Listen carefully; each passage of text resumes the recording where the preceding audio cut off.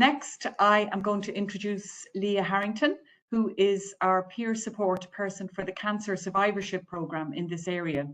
And Leah is going to tell us about the service and about how staff can avail of it, and a little bit about how she came to be involved in the programme.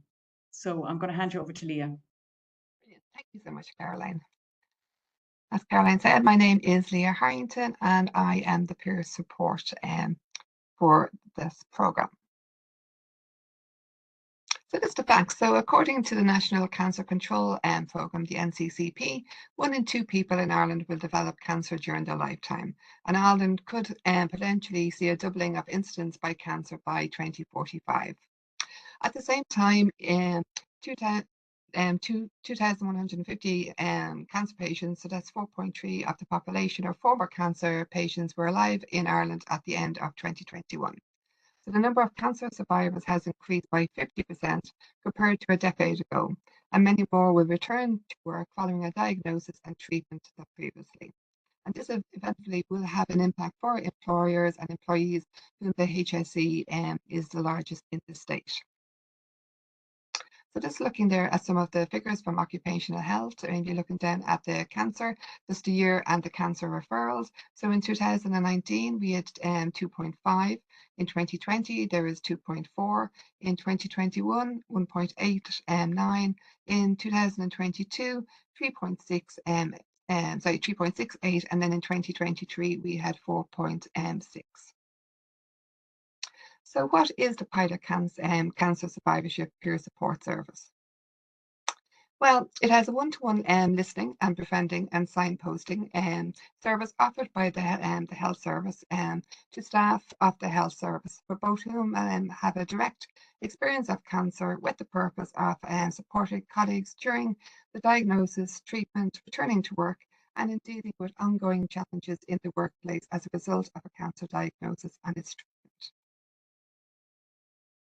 And also then the peer support service aims to meet the unmet need amongst health service staff. So it's befriending, to be a friend, to assist, to favour. So signposting, to show the way forward and to indicate direction towards. With the purpose of supporting colleagues during the diagnosis, treatment, when returning to work, and in dealing and ongoing challenges within the workplace that could arise. I think the best way actually to describe this whole service is what we call the hero video. So I hope you enjoy watching this.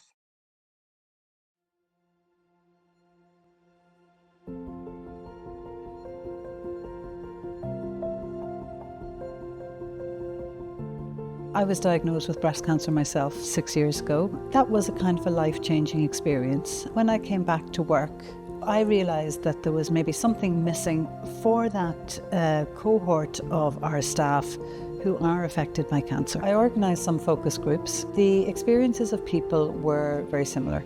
The leaving of work, not knowing maybe what to tell your team, how to have a discussion with your line manager, what entitlements you had in terms of sick leave and where to find that information. Information about the critical ill health protocol. How do you tell your children? How do you tell your parents, your partner? How much information do you want your team to know? All of those kinds of considerations, and having somebody to actually explore those questions with. The feedback from the focus groups was that would have been really helpful. When we went out to look for to select the peer supporters, what was really kind of reassuring was that the most common message we got back from people was, I really wish this service had been there when I was diagnosed. Helen, can you tell me what this peer support program is all about? It's called For Survivors by Survivors. It is for people who work in the health service and who have had a cancer diagnosis, who have been trained by ourselves and the HSE to support people in the health service now who are diagnosed with cancer, be friends with them, to actually talk about the lived experience, to support them through probably some of the unmet needs that they've identified themselves, help them to live their best lives despite their cancer diagnosis. And I suppose the emphasis will really be on bringing people back to work. People often tell me that when they finish their cancer treatment and they get the all clear is actually the worst time in the journey for them, because they feel like they've been pushed off a cliff and they don't really know what's next in life. And in many, many cases, people are, really, really keen to get back to work and get back to feeling as though they're contributing to family life and contributing to society and doing their jobs. For lots of people, work is their place where they're the most themselves. And so getting back to that, I think, is really, really important for folks. Some of the peer supporters that we have trained have really felt alone in this kind of space coming back to work, very challenged by some of the difficulties they face themselves. And that's why they're here, because they don't want that to happen to other people. I suppose the reason why I decided to become a peer supporter is because it was hard going back to work for me. Yeah, it was really a lot around return to work. There was not a lot of information out there. It's hard to find it, isn't it? Of who to talk to or what's out there, and how much I could help other people through being able to see what wasn't there from a support point of view when I was off sick. And I guess I found that this is a really positive thing, have a really positive, benefit to other people. Mm-hmm. And then I suppose a positive for me in that being able to help other people. If you can make it easier for somebody else, you just want to do that. Because it's not a big commitment for the amount of positive benefit you can have. It's if you actually break it down, it's like hours, really, and then you get this benefit of that you can really help somebody. And as you say, it is probably one of the most difficult periods in somebody's life. And it could be just like somebody might just need some information. It could be a text message, so that's not going to take up that much time. It could be a 10-minute face-to-face meeting with somebody as well. Such a short amount of time for a massive benefit.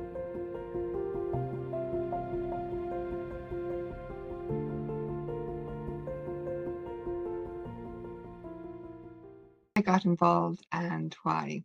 I suppose I got invited to clubs and no one really wants us to join. So back in August of 2011, I was working within the HSE. I would have been 25 years working there at that stage. I would have been a house parent of a residential house in the community for people living with intellectual difficulties. So I always remember sort of leaving work that day saying, see you all next week. And that didn't happen then that next week, unfortunately. So I got diagnosed with breast cancer, stage 2, excuse me. And then from there, then I went on to many different tests. I had 6 chemotherapy. During that period, my own father passed away from cancer. I went on then to have 6 weeks of radium treatment. During that treatment, I got developed a condition called secondary lymphedema, which is what happens when you do get your lymph nodes removed. There is a strong possibility that you could develop it, or you may never develop it. But this is also a lifelong health condition that you're going to be living with then as well. Then I went on to tamoxifen then for 10 years because my cancer would have been estrogen positive. So that was sort of how I sort of got involved in that. I was making sure everyone can hear me okay. So that's how that's why I got involved. And then also I like sort of moving forward and giving back. So I got involved with this process, which is absolutely brilliant. Like if you ever have just sat and tore it down, I've been through an awful lot of shit, excuse my French, but when you're going through stuff like that, you might experience that. I also then got involved with Beaumont Hospital with the breast cancer awareness, and also I did fundraising along with my sister for the new breast cancer clinic that's now up and running in Beaumont. So it's absolutely lovely when I go there for appointments. And it's just so different compared to when I used to be going there. So it's nice to being able to get back to that part. And that was with Patrick Norris. He was on one of the launch days for our fundraising campaign.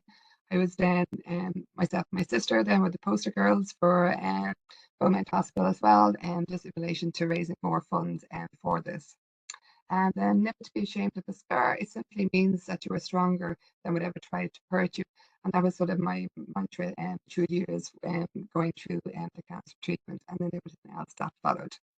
Then I also then helped out every month, October being sort of Breast Cancer Awareness Month, and myself and my sister pre-COVID would have run coffee mornings within our local slimming world to arrange and to make more sort of, you know, donations towards Breast Cancer Ireland and to support the cause that helped us then and that. So moving on from that then.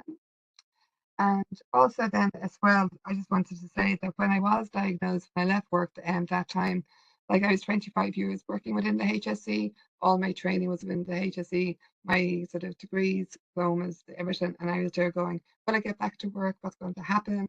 Where do I turn to? Where do I get my information from? There's an awful lot of uncertainty there then as well. And during that period then, I wish there was a service like this. So when I was approached about sort of participate in this, that was my one thing. I am so glad that this has come around, because I wished when I was going through it that there was a service like that. And also, like during that time as well, there wasn't like a psychologist that was specialised in oncology or anything like that. And also the Living Well program, the Cancer Site Thriving as a Private program, wasn't around there as well. So it's amazing. I like to look back at the last 13 years, how much things have changed. And also, when I did come off my sort of hormone treatment, I was so blessed to be working within the health promotion the last 4 years, and the support that I've gotten from my colleagues and also then my line manager as well to help me to navigate, you know, sort of coming off sort of tamoxifen and what needs of support that I might need during that. This is the why from some of my peer supporters as well. I know we just briefly saw it on the video, but I would just like to include them as well in this.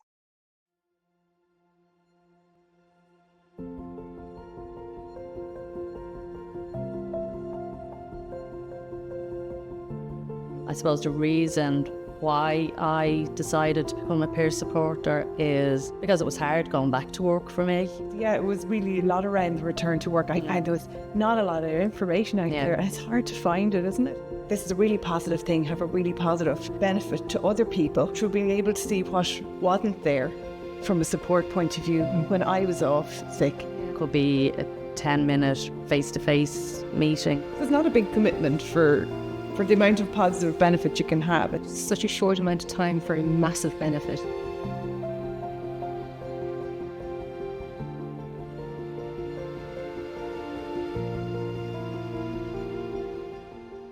What training I received and so far. So how I found out about the program, Caroline Pepper that's here, she was my line manager at the time, and she forwarded me on an email wondering would I be interested in sort of this program, and absolutely I was.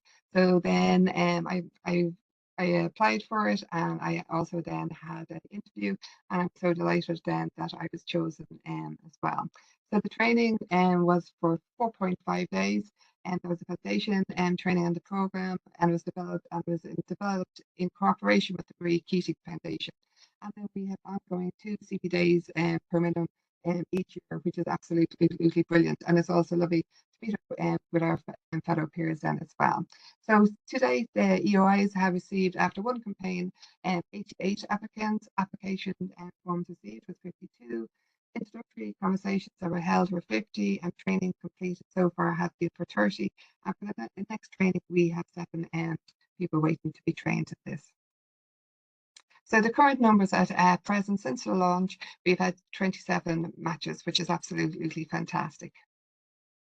So this feedback from one of our service users. I've been a recipient of the HSE staff support service for the last few months. I wanted to just email and say what amazing service this is. My peer support, Helen, was generous with her time and support and helped me to think through my return to work and identify what I needed to help me do so. It was also so important for me to hear from someone who had been there and was successfully navigating the world, the world of work again post-treatment. I'm going to go back to work in 2 weeks, and I was happy to have my final call with Helen to help me prepare. Keep up the great work. This service is really invaluable kind regards to service users. So that's just really lovely feedback to get. Just in case some questions mightn't be answered here today, this is on the presentation. It's just questions and answers. So I'm going to have that at the end of the slide. And if anyone wants to have more questions, because I know sometimes when you're watching a presentation, you might have questions that you might forget to ask. So these are all here already, which is great. And just a website for the applications. And I'm actually going to go through this live because I think it's really a great way to show you how easy it is for applicants to apply for this. So when you go onto the page, you will see like the heading, the for survivors, by survivors, and if this fills you in then on what I was just going through, the what, the how, the where, and the who, and tells you again about the pilot cancer survivorship peer support. I think it's really important to have this as well, because if you're going through chemotherapy or that you could have chemo brain, so this is really nice way, and it's just very simple, and this is really easy to navigate. So befriending to be your friend, to assist to favor, the signposting, the right direction, and what is the scope of the relationship between the peer supporter and the matched person. So here is a whole range of different peer supporters. So if you wanted to click, this is myself for CH09.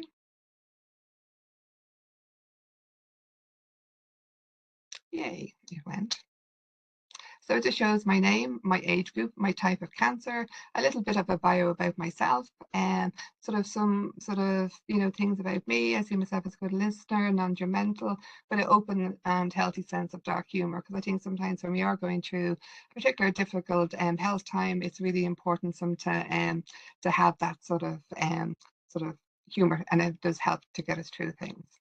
And there's some of my other colleagues there. So I'm just going to go back. So as you can see, and then we also have 1 or 2 males in as well, which is absolutely fantastic. So how would you apply? You put your name, your surname, your email, your phone number, and then the different county that you are in. And then which of the following would you like support with? Is it back to work? Is it befriending? General information on cancer services? General information on staff services and for health service staff? Talking to children, talking to partners and loved ones, talking to your team and your manager, and preparing for returning to work. And you can also give details about the type of cancer, the treatment that you have had, and the support that you require. And then you can then select the day and preference time for a member of the team to contact you. So is it a weekday, weekend, morning, or afternoon? And then it says here, which is really important, please review the profiles of our peer supporters above and suggest your preference of who you would like to speak to. And they will do their best to get the match, but it's not guaranteed. And then you can just have the click form here. I declare the information is correct. And on my head, you see employee and agree the information that I have submitted can be used to match me with a peer supporter. So I just think it's really lovely. It's very simple. And as I was saying, our minds could be in other places. We're thinking about an awful lot of things that are going on. So I just love the way this is done. And as I was saying, you just click on whoever you like, and then you can read all the different profiles of those peer support people. I'd like to say thank you very much for listening. And if there is any information, we have the link there to the Marie Keating .ie HSE for survivors by survivors. And thank you very much for listening. And I hope you enjoyed it and got some information from it.